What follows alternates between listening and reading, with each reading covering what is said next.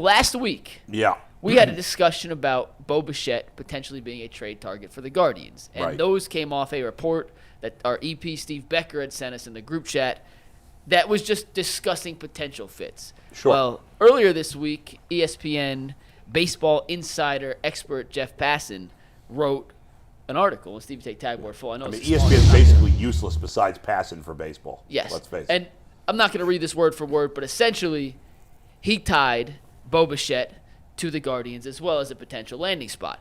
So when we talked about it, we had fun with the discussion, but I'm not sure how realistic we thought a trade between the Guardians and the Blue Jays could be just because of the financial side of it and the prospects needed to get Bo Bichette. But now a guy like Jeff Passan is putting 2 and 2 together.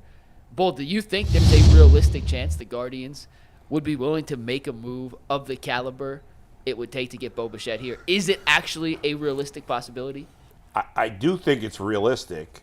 I think there are a lot of reasons, and Jason and I have talked about this a lot, why the Blue Jays and Guardians making a trade makes sense. Now, here's the 2 things I'm concerned about.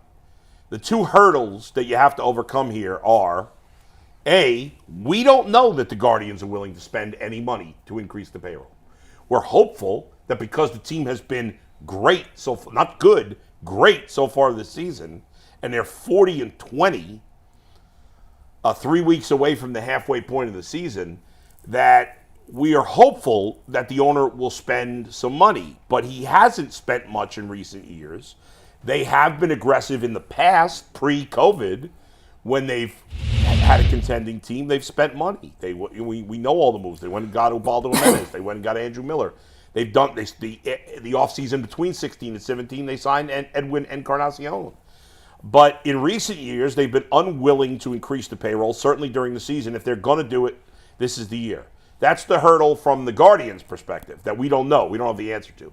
The other hurdle is, and this may just be posturing, and I think it's just posturing, but the Blue Jays have consistently said that they are not going to trade Vladimir Guerrero Jr. or Bo Bichette. Now, the Blue Jays play in a big market. Toronto, I believe, is the 4th biggest city in between Canada and the U.S. They have a whole country's support in theory. They get pretty good attendance, and they've had a relatively high payroll in their recent history, especially compared to the Guardians. So they, unlike the Guardians sometimes with players, it's possible that the Blue Jays could re-sign both Guerrero and Bichette. So if they think they're going to re-sign Bichette, specifically in the Guardians' case, because Guardians are not trading for Guerrero, then maybe the Blue Jays ultimately are unwilling to trade him. But my thought is that the Blue Jays would only sign one of those 2 guys, and if they could get a good return for Bichette with 2 years left, even though he's not having a good season so far, I think they will. I think they'd be willing to trade him. So the biggest question to me, guys, is Larry Dolan willing to spend the money to increase the payroll? Because the fit besides that is perfect. Funny you mention that. I just wrote an article today on that I've not seen it yet. Exact thing of money can't be the obstacle to getting a deal done. I'm not going to go into all the details now, but basically the league, there's 4 revenue streams from the commissioner's office to the teams. And a team like the Guardians makes a significant amount of money from the commissioner's office every year. This year, the collective bargaining tax is based on last year's numbers, which were the highest ever. 8 teams paid a total of $208 million, I think it was, in luxury taxes. Half that money goes to players' benefit retirement. The other half is dispersed among the small market teams. So when you count the 4 revenue streams, that one being the biggest, I never could get to the bottom of what the actual numbers are. They protect these things. It's ridiculous how much they guard the numbers. Well, they don't want the fans to know the truth, which is that they cry poor and it's baloney. So the money should be there for a type of move. Now, the Jays and the Guardians fit perfectly together. It's not just Bichette. If you look at the Guardians, what's their biggest need? Catcher, shortstop, and pitching. Like, Bo Naylor's having a terrible year. If you want him to be the long-term guy, whatever. For right now, this team on the field right now, what do they need? Well, they could use an upgraded catcher. They could use an upgraded shortstop, and they need pitching. Well, the Jays have a ton of pitching that could be available, including Kevin Gausman. Bo Bichette. Kikuchi. Yusai Kikuchi is another one. Bo Bichette at shortstop. signed for this year for I think $12 million, next year $17 million. And Danny Jansen has a lot of injury history, but a massive power hitting catcher. Plus, there's the relationship between the two teams of Cleveland and Toronto. Ross Atkins, the GM in Toronto, came from here. Mark Shapiro, obviously. There's a lot of connections between the two. It's a perfect match in so many ways. Yeah. And I think Passan was more or less just laying out exactly what we said. It wasn't necessarily reporting that the teams are talking.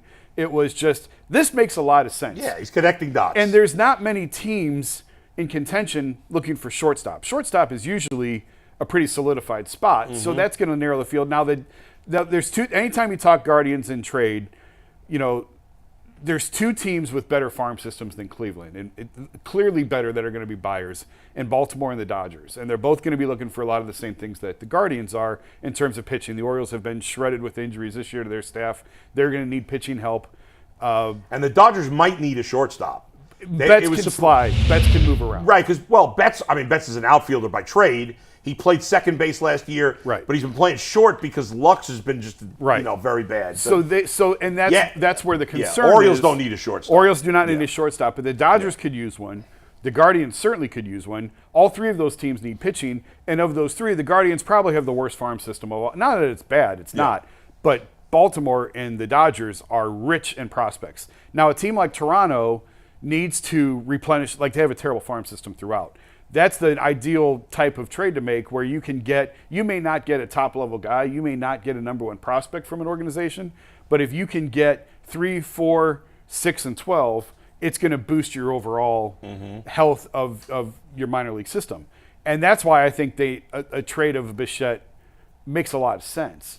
Are they going to do it? I don't know. But there's other names, like Randy Rosarina is having a down year in Tampa, but he very well could be available at the trade deadline. Not cheap, but obviously, again, there's synergy between those two teams. So I do think the Guardians need to be proactive. I think they will be. They very much did not spend over the winter. I think they looked at a weak free agent class and said, nope. And plus, they kind of got stung, and I wrote about this today, they kind of got stung a little bit from Nolan Jones and Will Benson last year. Now, both of those guys have regressed. They haven't had the type of years. Jones has been hurt, and he hasn't produced when he has been on the field. Benson hasn't played well. Benson's OPS is like 120 points below what it was last year. But the Guardians, I think, internally looked at that and said, we can't miss on our own guys. We have got to get it right on our own guys before we look elsewhere. We can't spend 3 or 4 years developing these guys, cut them loose, and then have them flourish elsewhere. And that's why they've sort of gone back to playing the youth. But I think you're going to come to a decision with these shortstops. Can we go into the postseason with Brian Rocchio and Gabriel Arias as the shortstops? And they've got nothing out of them. Nothing. And here's the thing. You're 40-20. You're in great shape to win the division right now. A long way to go, but you're in great shape to win the division. You're going to the postseason. Yes. You are. I think did we talk about the there's only 10 teams in baseball over 500 right now. Well, in the last 30 years, since the wild card was introduced, and now there's even an extra wild card team going back to 95, but in 94, obviously, there were no playoffs. Since the wild card was introduced, 24 teams, not counting this year because there's 3 this year, Philly, New York, and Cleveland, but the 24 teams prior to this year that started with at least 40 wins in their first 60 games, 22 of the 24 went to the postseason. Right. 10 went to the World Series. 7 won the World Series. This is a playoff team. This is not a hot start. This is not a hot start. We're almost 40% into the season. And the numbers, this is a good team, and they're going to the playoffs. And the numbers are even more meaningful, as you said, because now there's another wild card. Most of that time there was only 2 wild card teams, and now there's 3. So, so the Guardians are in great shape. And as a more of a casual baseball fan, Tyvis. But you've been into it. You're into the Guardians right now. He's into the home runs. That's all he cares about. That's all this man cares about is the home runs. When you look at his team as the guy who picked the Guardians to finish in the top 15 in home runs, do you as a fan, do you want to see the team? Hang on, Tanner Bybee, I need a start out of you today, young fella. Let's go. We're all going to be there. You were my bold prediction to catch Cy Young votes, and I have to sit here and listen to this man talk about home runs every Tuesday and Thursday, and it's driving me crazy. The only better prediction was me saying that David Fry was going to have a breakout season. I had it. I want y'all, while y'all go to the game today and y'all enjoy y'all time there, just when that ball travels out Just make sure you think about me, okay? Think about that top. Where we at, Mike? Where we at now? My God. I'm looking. So you picked top 15, right? Yeah. That was your answer, Ty? You're going to pull a hamstring from all these victories. I don't know if I saw this in our chat group or I don't know. There's so many chat 13th, groups. by the way, Ty. Okay. Did you see that video that somebody created about how the wind is just pushing the ball out to right field? We talked about this on the show last week a little bit. I mean, I told you before, they did studies. Now, it doesn't mean that they were right. Yeah. They could have gotten it wrong, but I've had people tell me, we studied the park, we studied these changes, and it was not going to have an impact. I saw this guy put together a video. He may have no credibility. I have no idea. Nowadays, who knows? It's about baseball. It wasn't that important that he had, whatever. But he said that he was talking about how the home runs are way up at the stadium. And he said there was a ball. Remember that home run that I think it was David Fry hit, where you saw Andrew Chafin on the mound going like, Kenny Powers? Yeah. Apparently, there was a ball hit with the exact same launch angle to right field last year that was actually hit 2 miles an hour harder off the bat that got caught like 10 feet in front of the fence. So, well, here's the interesting thing is the balls seem to be dead around baseball, except in Cleveland. And that's a lot of times people roll their eyes at launch angle and exit velocity and all that. Right. But there is a lot of math behind it that you can calculate how far a ball should travel if it's hit at this angle at this speed. And there's a lot of videos out there, you can go find them, of balls that were leaving the yard that were hit at this angle at this speed in the past, and now they're landing on the warning track. Right. Do you want to play that video? In Cleveland. Yeah. Do you want to play the video for everyone to see? Can you see I it? have it. Can you? Well, let's just watch. Yeah, let's watch this. Well, again, quick, do we know who created this? His name is Declan Goff. In fairness, we have no idea if this guy is legit or not. No idea. But hey, let's throw it up. Yeah, what the heck? But real quick, before we play it. Yeah. Ready, fire, aim. No, before we play it, because two things before we play it. It does back up what we had talked about earlier. Yeah. I also talked to Brian Shaw on Twitter, who's a weather guy who talked about how the weather's impacted it as well. I know so Brian. There's other factors, but this does back up what we've talked about. And before we play it, let's put a bow tie on the Bo Bichette thing real quick, and then we'll do this. Yeah. Oh, yeah. Yeah, let me go. But Bo Bichette, give me a scale 1 to 10, Bull, and then we'll go around the horn. Yeah. What do you think the chances are that the Guardians would actually make that move? Is it above 50%? Like how? No, I don't think so. No trade is above 50%. I think it's like 2 out of 10 they trade for him, which is pretty good. I think I'd put a little bit higher than that. The Dodgers, if they make him available, this is a perfect spot. The Dodgers do concern me. Yeah. Because Betts can slide back to second. You can put Betts anywhere. There's enough concerns about will they spend? Will the Blue Jays trade him? I think they'll spend. Okay, I hope you're right. I'll say this. If the Jays make Bichette available, if they do trade him, I think it's either Cleveland or LA. I think that's where I agree with that. But why would he? Wouldn't he want LA for the? I'm sure be up to him. he don't have any say in it. I'm sure he would want LA. This is not the NBA. Guys go where they're traded, unless they have a no trade clause, which he does not. Well, I'd like to have Bo Bichette on this team because he usually is around a 20 home run a year guy. Right now he's not 4. having a great year. Yeah, he's not having a good year, which means that you might be able to get him a little bit less, which probably not going to happen. But I think the chances of the Guardians trading for him is out of 10. You say? Out of 10, yeah. 3.5. All right. It'd be interesting. It wouldn't be good for the team, but I could see the Guardians saying to the Blue Jays, you know what, we'll give you even a better prospect if you take Miles Straw off our hands. Yeah. The Blue Jays would do it. There are teams that would do it because for most teams, he's not getting paid a lot. He went the Clippers, right? And he's been terrible there. Really? Yeah. I didn't realize this till I was talking to Zach yesterday. I knew it was a high percentage. I didn't realize how high.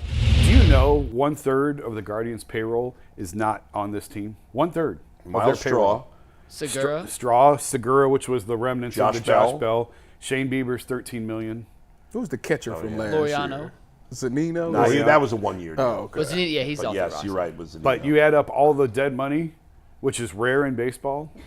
Their payroll's right around $100 million. The Mets have a ton of dead money. Yeah. I think they got like 75, 80 million. Well, the Scherzer and Verlander. The Guardians' payroll's right around $100 million, Yeah. and about 1/3 of that that's is not not great. helping the team. Not great. But also, the flip side of that should be I think after this year, that's all gone.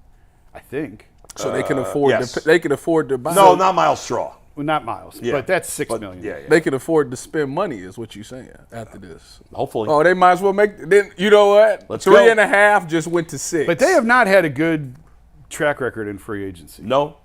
And that doesn't mean that you stop trying. Nope. That's why they should make the trade. 3.5 just went to 6. But they have not done well on free agent. not. On big ticket free. They've done. Big ticket for them. Yeah. Ben Lively was a home run. Yeah. They've always done well on the margins. Yes. But when they really have to invest money and put out big money on free agents, it typically doesn't end well. And Encarnacion was fine. Yeah, he was fine, but they also got out of that Then in they 1 traded year. him. Yeah.